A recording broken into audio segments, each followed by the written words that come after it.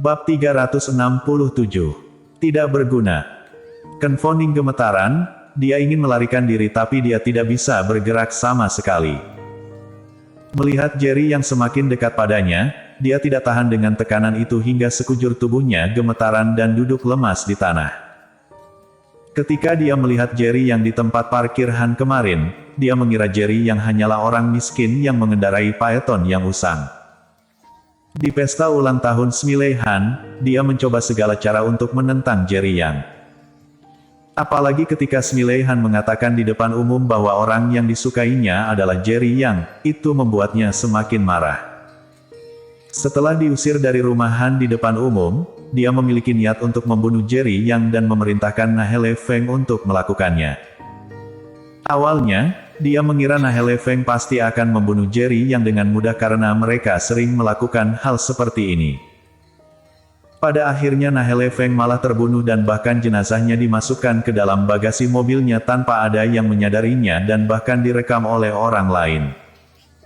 Sampai ketika Jerry yang membunuh master terkuat keluarga Ning di depan umum tadi, dia baru menyadari betapa menakutkannya orang yang telah dia provokasi. Jika dia tahu bahwa Jerry yang sangat kuat, dia tidak akan mencari masalah dengan Jerry yang lagi. Hanya saja, sudah terlambat baginya untuk menyesali perbuatannya. Jangan kelewatan kamu. Joan Ning mengertakkan giginya. Dia tidak peduli dengan nyawa Ken Foning. Baginya, Kevin Liu jauh lebih penting daripada Ken Foning. Namun, semua orang yang hadir adalah keluarga kaya teratas di Provinsi Jiangping. Bahkan jika keturunan dari keluarga tersebut langsung dipenggal oleh Jerry yang di depan umum, keluarga Ning tidak akan memiliki harga diri di Provinsi Jiangping lagi. Joan, kamu benar-benar tidak tahu mati. Bahkan master terkuat dari keluargamu sudah dibunuh oleh Tuan Yang. Apakah kamu pikir kamu berhak untuk menghentikan Tuan Yang? Gerdi Guan berkata dengan sinis. Sindarta Chen juga berkata dengan bangga, dia bodoh sekali. Dia bahkan tidak tahu bahwa dirinya telah memprovokasi orang seperti apa dan masih berani mengatakan bahwa Tuan Yang keterlaluan. Ekspresi Joan Ning sangat masam, tentu saja dia mengerti bahwa perkataan Gerdi Guan dan Sindarta Chen masuk akal. Namun meski begitu, dia tidak bisa tidak berbuat apa-apa dan membiarkan Jerry yang membunuh garis keturunan keluarga Ning. Aku akui kamu sangat kuat, tapi apakah kamu cukup kuat hingga bisa menghindari peluru? Joan Ning tiba-tiba berkata dengan licik. Setelah dia berbicara, seorang pria parubaya dengan jaket hitam di belakangnya tiba-tiba mengeluarkan Colt hitam yang ditaruh di dalam jaket dan menunjuk langsung ke kepala Jerry Yang. Dia sharpshooter, Jimson. Dengar-dengar, setiap kali menembak, Jimson mengenai sasaran. Kali ini, mungkin pemuda itu akan mati. Ketika pria parubaya berjaket itu mengeluarkan senjatanya, semua hadirin terkejut. Jimson tampak berusia sekitar 40 tahun, dia mengenakan mantel hitam panjang dan kacamata berbingkai emas. Sulit dibayangkan bahwa seorang sharpshooter yang mengenai setiap sasaran malah rabun jauh. Pada saat ini, Jimson menatap Jerry yang dengan ekspresi mengejek dan berkata, aku sarankan kamu untuk diam dan tidak bergerak, asalkan Tuan Besar Ning mengucapkan sepatah kata, aku akan mengirimmu ke neraka. Berani sekali kamu. Yosua Guan dan Sindarta Chen sangat marah. Alfredo Han juga terlihat marah dan berteriak pada Joan Ning, Joan, kamu sedang cari mati. Cari mati. Joan Ning tampak sinis, menunjuk Jerry Yang dan berkata dengan marah, dia yang cari mati, bukan aku. Dia membunuh orangku di depan umum, dan sekarang dia ingin membunuh keturunanku. Apakah aku harus duduk diam dan melihatnya membunuh keturunanku?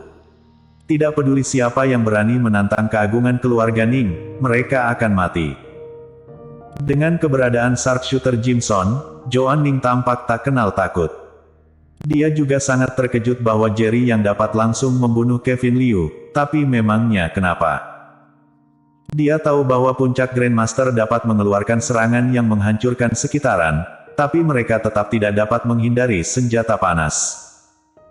Selama bertahun-tahun, keluarga Ning mampu menempati peringkat 3 di ibu kota provinsi karena keberadaan Kevin Liu dan Jimson.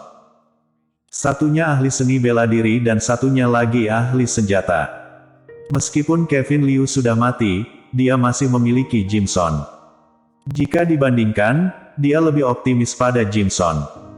Jason Huang yang duduk di atas masih tampak acuh tak acuh. Semua yang terjadi hari ini berada di bawah kendalinya, meskipun kekuatan Jerry yang di luar imajinasinya, sekarang masih bukan gilirannya untuk bertarung. Baginya, keluarga Meng telah kehilangan nilai guna dan sekarang dia berserah pada keluarga Ning. Jika keluarga Ning dapat segera menyelesaikan masalah ini, dia dapat mendukung keluarga Ning di provinsi Jiangping. Jika keluarga Ning juga kalah, dia tidak keberatan mendukung keluarga kecil ke atas. Dia merasa sangat mudah untuk membentuk keluarga kerajaan di provinsi Jiangping. Tapi sebelum itu, dia harus menyelesaikan orang yang merepotkan seperti Jerry Yang. Jordi Meng duduk di sebelah Jason Huang dengan gugup sepanjang waktu dan merasakan kebencian di hatinya. Dia telah menyinggung Jerry Yang, bahkan jika Jason Huang ingin meninggalkan keluarga Meng, dia hanya dapat memilih untuk mengikuti keluarga Huang. Saat ini, semua orang melihat sosok muda di tengah aula.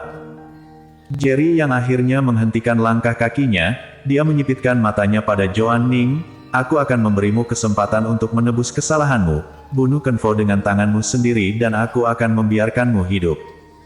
Hahaha. Mendengar kata-kata Jerry Yang, Joan Ning tertawa terbahak-bahak. Setelah cukup tertawa, dia berkata dengan jijik, "Tampaknya kamu telah melakukan kesalahan. Sekarang hidupmu berada di bawah kendaliku. Dengan satu kata dariku, aku bisa membuatmu mati hingga tidak punya tempat untuk menguburkan jasadmu. Sekarang kamu masih berani mengancamku. Aku pernah melihat orang sombong, tapi aku belum pernah melihat pemuda sombong sepertimu. Tidak peduli seberapa kuat dirimu, bisakah kamu lebih kuat dari senjata hebat? Sekarang aku juga akan menunjukkan cara untuk bertahan hidup, menyerah pada keluarga Ning dan aku akan memberimu masa depan yang cerah." Joan Ning berkata dengan bangga. Dia menginginkan nyawa Jerry Yang, tetapi Kevin Liu baru saja terbunuh dan dia kekurangan ahli seni bela diri di sisinya. Karena Jerry Yang dapat dengan mudah membunuh Kevin Liu, itu berarti dia lebih hebat daripada Kevin Liu. Jika Jerry Yang bisa tunduk padanya, keluarga Ning akan menjadi lebih kuat. Colt Jimson menunjuk ke kepala Jerry Yang dan menunggu perintah Joan Ning kapan saja.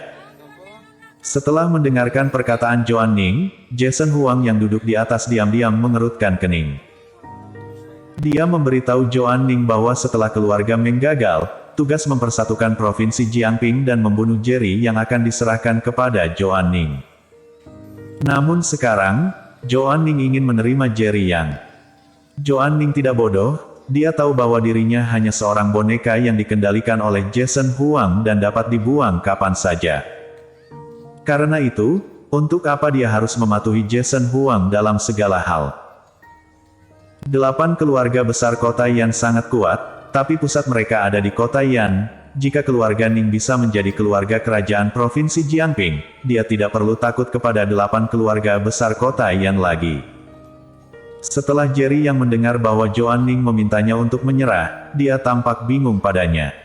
Orang seperti apa yang memiliki kualifikasi untuk menyuruh seorang dewa perang perkasa yang melindungi perbatasan utara untuk menjadi pengawalnya? Sepertinya kamu tidak menghargai kehidupan yang kuberikan padamu. Jerry Yang menggelengkan kepalanya dan tampak tidak berdaya. Jadi kamu menolak untuk menyerah padaku?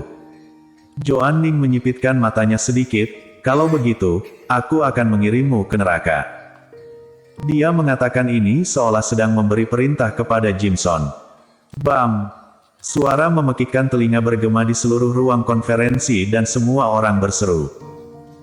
Namun saat Jimson menembak, dia menemukan bahwa Jerry Yang telah menghilang di tempatnya dan matanya langsung membelalak. Bagaimana ini mungkin? Dia tidak mendapatkan gelar sharpshooter secara abal-abalan. Selama bertahun-tahun, banyak orang telah mati tepat di sasarannya, dan senjatanya hanya memiliki satu peluru yang merupakan kebanggaan dan kepercayaan diri sebagai seorang sharpshooter. Dia tidak pernah tidak mengenai sasaran tapi kali ini, dia benar-benar kehilangan kendali. Jelas-jelas dia membidik Jerry Yang, tapi orang itu menghilang dari pandangannya. Saat ini, Jimson merasakan bahaya hingga bulu kuduk di sekujur tubuh Jimson berdiri tegak. Bagiku, benda ini sama sekali tidak berguna. Suara sarkastik terdengar di belakang Jimson. Bersambung.